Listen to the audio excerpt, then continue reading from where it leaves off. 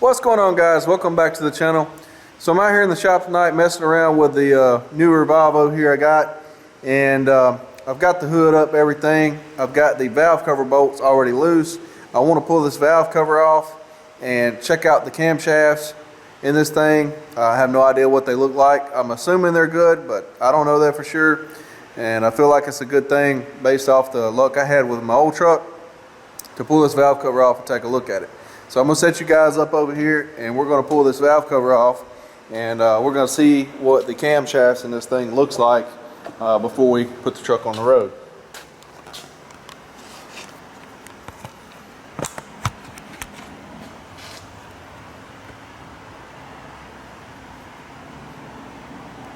The lighting over here is not all that great, but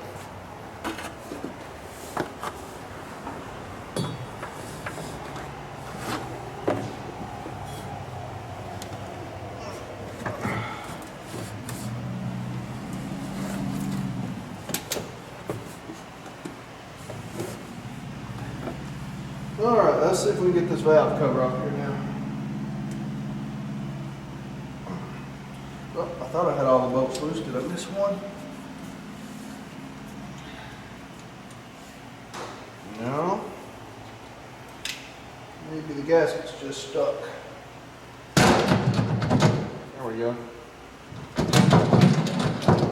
Hadn't been off in a long time, if ever.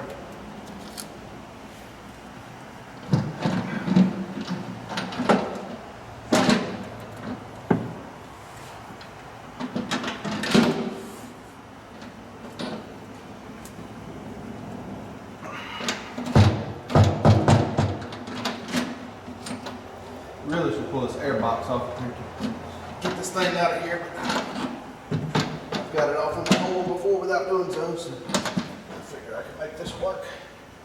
I'm just going to turn it over upside down right there. Down in. Oh, I can't see down in here real good at the moment. I'm going to have to bring you guys over and use y'all for a light there.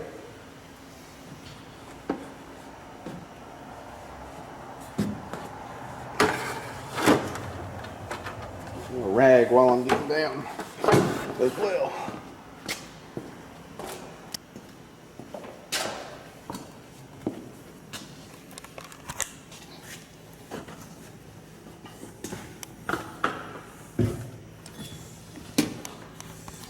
All right, guys, let's see what we can see here.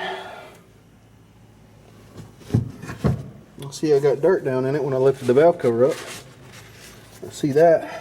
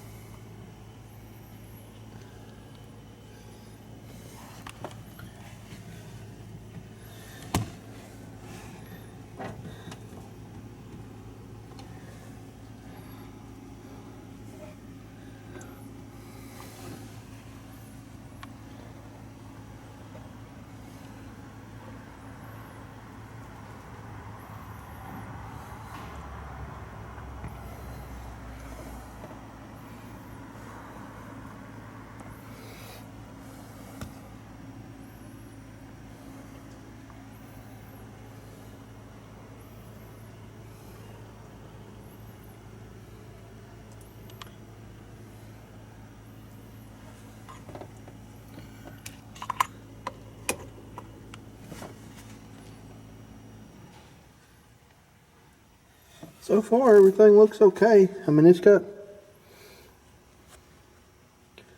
like a few wear lines, but that's normal. I mean, I don't see any pitting or anything like that so far. The lobes look okay. See, I see a little bit of wear lines. I see that gold tint also on it.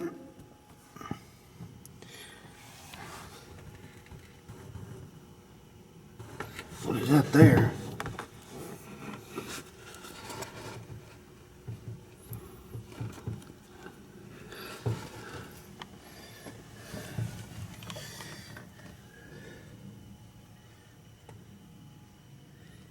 Everything looks okay, best I can tell.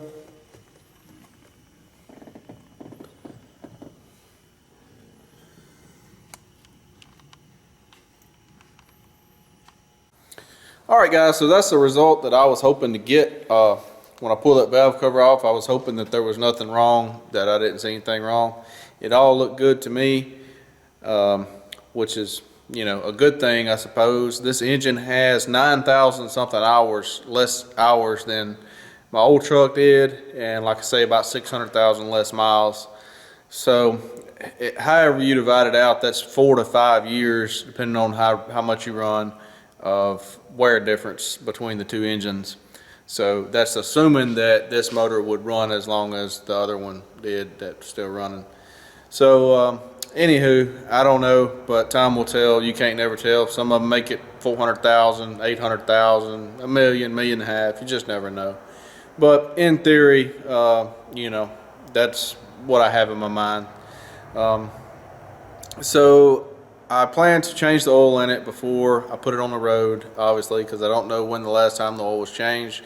That guy told me he ran Mobile Delvac oil in it, and he changed it every 12,000 miles. I don't know what the previous owner before him did, because this guy I bought it from only owned the truck for a couple of years, and evidently didn't put a whole lot of miles on it.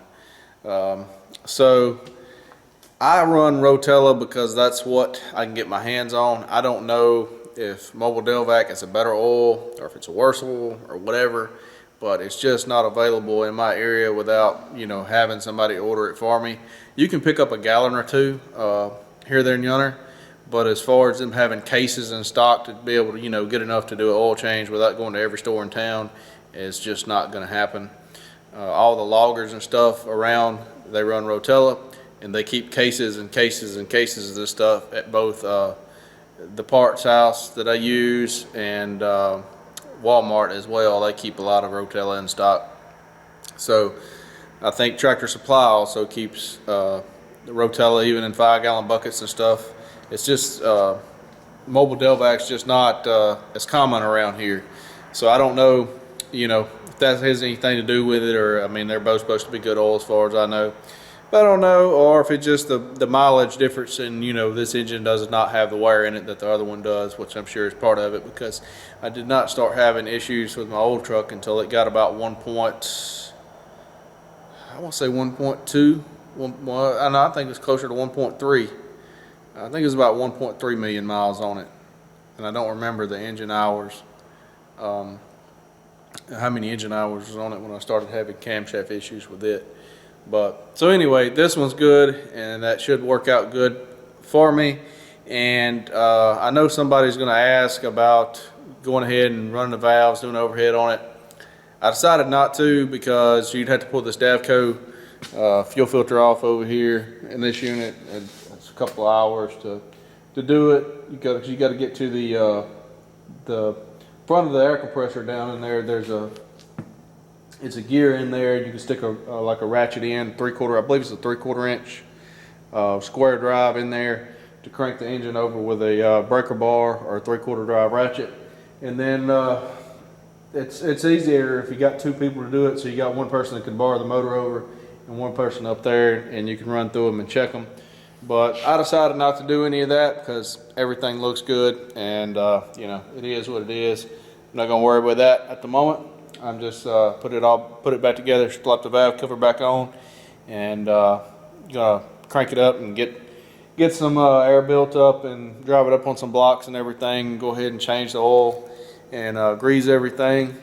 I picked up a new oil plug for this thing. I thought this was an original OE Cummins oil plug, but it's a Dorman plug. There's the part number there if the camera picked that up without a glare on it. I got the light on the camera. The lighting's not real good right here, but anyway, that's the part number. And this plug, I think I paid $50 or $51 for it. I have no idea what an OE plug, if this one was 50 bucks, I don't know what an original equipment plug would cost. But anyway, it has evidently a special thread and an O-ring on it. The plug that they have in there is must be like a $3 plug or something. It does not have an O-ring on it, and it's just screwed in there. And it is leaking, especially when the engine warms up. It's a pretty good leak. If you let the truck sit there, it'll be a decent puddle. over time sitting there running. So picked up a new oil plug that's 50 bucks basically, and so I'm going to put that on there when I change the oil. And I have not changed it as of yet, as I wanted to check out the camshafts and whatnot, and then change it as one of the last things I do. And I'm going to add some of this zinc oil additive here, ZDDP Plus, right there. That is to bring up the zinc levels in the oil. The newer oils do not have the zinc that the old oils did. In 2017, I believe it was, they made some more changes to the oil, and I don't know all the details on it. But basically, before 2007, oils had a lot of zinc for racing engines, flat tapping engines, and diesel engines. And after 2007, the catalytic converters and stuff, the zinc harms the catalytic converters, and so they reduced the level of zinc, and then they changed the diesel oil again in 2017 to a different spec. And I don't know if they further reduced the zinc levels or exactly what all they did, but I know the oil does not have as much zinc as it once did back when this engine was designed, back in whenever ISX was designed, 98, 99, the last of the N14s. Anyway, so that's when this engine was being designed, so the oil had more zinc back then than it does now, is what I'm saying. And so I'm going to add some zinc to it. Whether it helps or hurts, regardless, I'm going to add some to it and grease everything up, and then we'll be good to go on that part of it. So anyway, thanks for watching, and I guess that's all I got for this video. So thanks for watching, and we'll see you guys in the next one.